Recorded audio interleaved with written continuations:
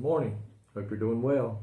And I know I say that all the time, and I have tried to change the start to my devotions, and I guess I've done it so long now, it just don't feel right if I don't say good morning.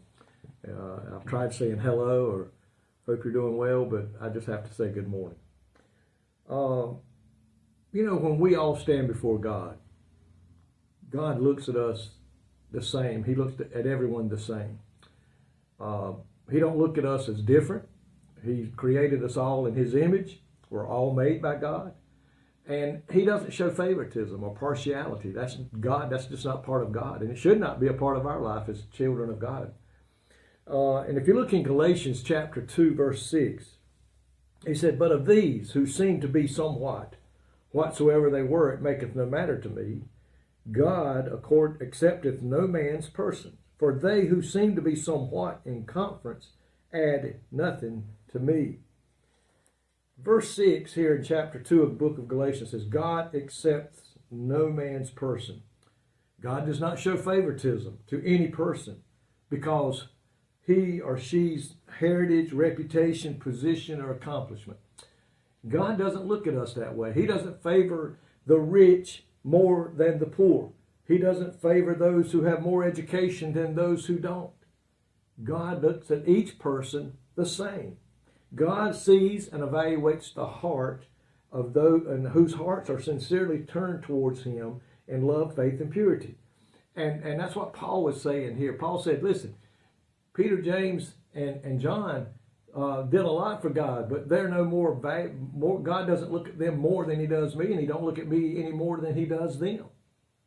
And He don't look at Paul any different than He looks at you and me. What He looks for is the heart value, is the heart given to Him, surrendered to Him. That's what He's looking at.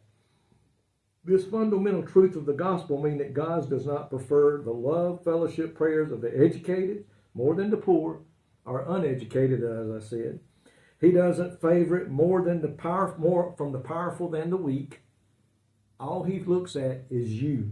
God's eternal principle is that in every nation he that feareth Him and worketh righteousness is accepted by Him. Folks, we don't have to live up to anybody else's standard. We don't have to try to be as important as this guy is from that guy.